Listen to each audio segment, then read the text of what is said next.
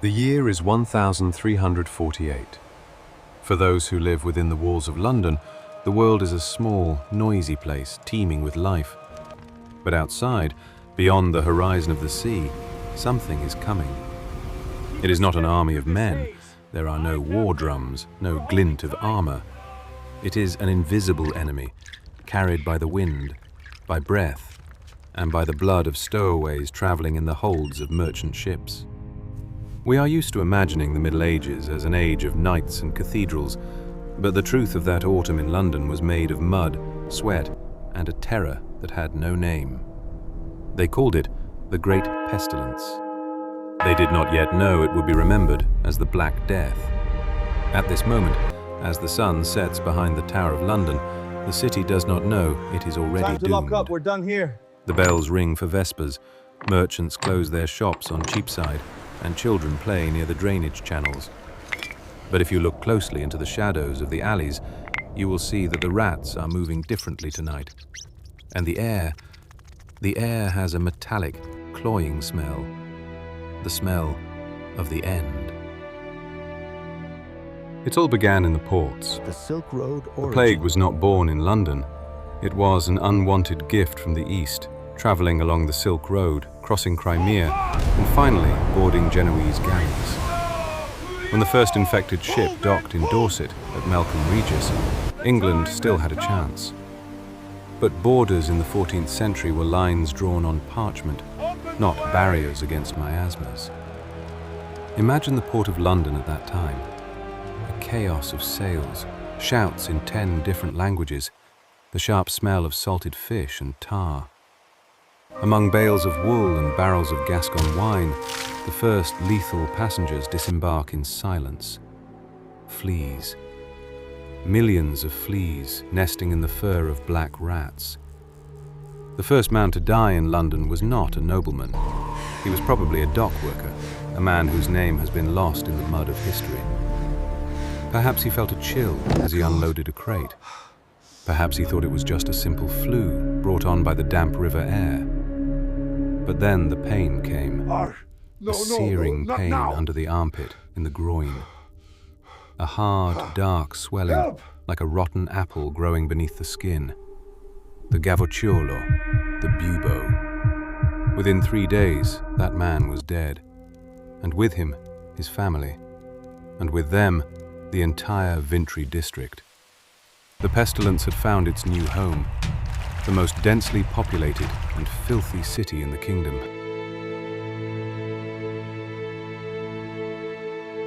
For a man in 1348, science was not a defense. It was rationalized superstition.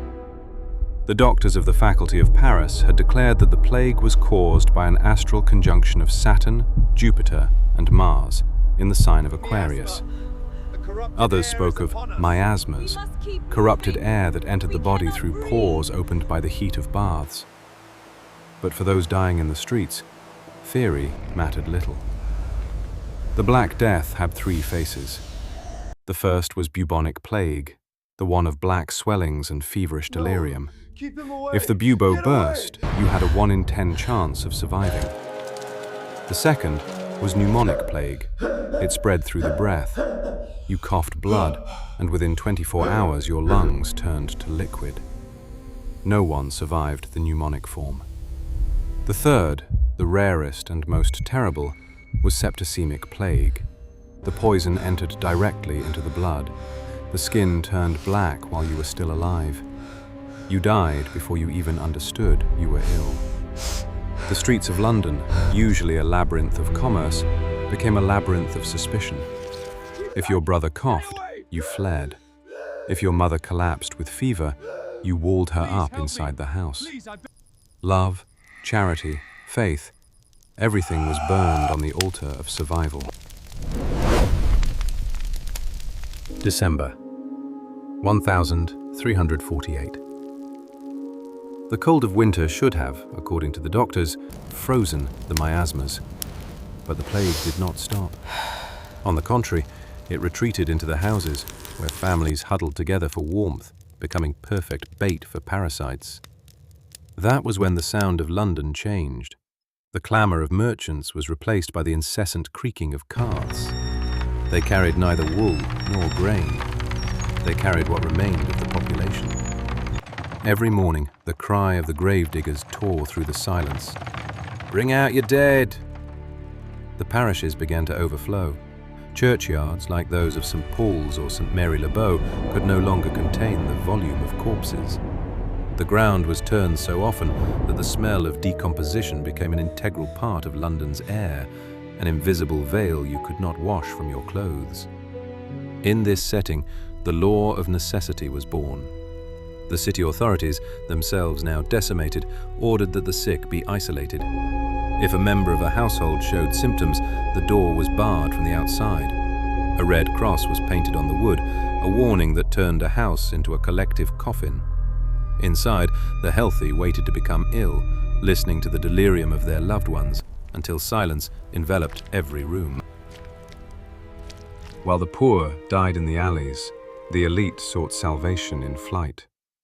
King Edward III abandoned Westminster to take refuge in Windsor Castle, hoping that thick stone walls and distance from the river would protect him. But death respected no lineage. His daughter, Princess Joan, died of the plague in Bordeaux just as she was traveling toward her marriage. The people, abandoned by their earthly leaders, turned to God. But churches were dangerous places. Priests, who were supposed to administer the last rites, were among the first to die, infected by the breath of the dying. Many villagers were left without spiritual guides. Faith itself began to waver. If God was punishing the world, how could his wrath be appeased? That was when the Flagellants appeared. They were processions of fanatics who marched through the streets of London, bare-chested, lashing their backs with leather scourges tipped with metal spikes. They sang hymns, begging forgiveness for the sins of humanity. They believed their own blood could purify the world. But their arrival brought only more terror. Moving from city to city, they did nothing but carry infected fleas to new places, accelerating the massacre they were trying to stop. When the number of dead rose beyond hundreds a day, London had to surrender to the evidence. Christian rituals were a luxury it could no longer afford. There was no time for individual coffins, no time for personal prayers. The plague pits, mass graves, were opened. At Smithfield and East Smithfield, enormous trenches were dug outside the city walls. Bodies were stacked in layers like lasagnas of flesh and bone, separated only by a thin sprinkling of earth. Modern archaeological excavations in these areas have revealed a heartbreaking truth. The bodies were not thrown in at random. Despite the terror, many were still laid down with care, their hands folded, bearing witness to a final shred of humanity in the midst of the apocalypse. But what did the survivors see in those years? They saw a city that was dying, not only physically, but socially. The fields around London lay untilled, livestock wandered without owners, the value of money collapsed because there was no one left to sell to or buy from. For the first time in history, the peasant who remained alive realized he held power. He was the only one left to work the land, and the world, after the plague, would never be the same again. When, toward the end of 1349, the fury of the plague finally began to subside, London was a ghost city. It is estimated that nearly half of the population had vanished. Yet the paradox of history is that it was precisely on the ashes of this massacre that the modern world was born. For the survivors, reality had changed radically. The feudal system, which for centuries had kept peasants chained to the lord's land, shattered. Suddenly, there was too much work and too few laborers. The value of the common man, once worth less than livestock, soared. Peasants began to demand wages, to insist on freedom of movement, to refuse servitude. It was the beginning of a silent revolution that would erupt a few decades later in the Peasants' Revolt of 1381.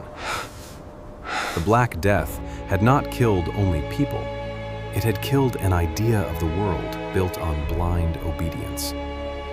Those who had survived the wrath of God no longer feared the lords of the land. Today, the silence of Smithfield is broken only by the sounds of modern traffic. But beneath the asphalt, the witnesses of 1348 are still there.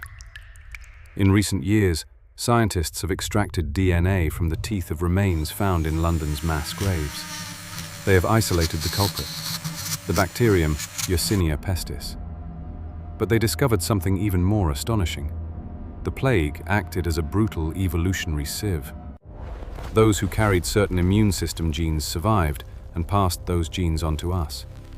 In a sense, your immune system today was forged in the mud and terror of medieval London. We are the children of those who did not fall. We carry in our very cells the scar of that apocalypse. We walk every day over the secrets of history. Every alley of London, every stone of Westminster hides the spectre of a past that seems unbelievable, yet is as real as the breath we exhale. The Black Death of 1348 teaches us that humanity possesses an almost frightening resilience. Even when the sky grows dark, even when doors are barred and hope seems like a distant memory, life finds a way to begin again. The next time you walk along the River Thames at dusk and see the mist rising from the dark water, stop for a moment. Listen to the silence. And remember that, beneath your feet, London still breathes the memory of that year when the world stood still, and then, painfully, began to walk again.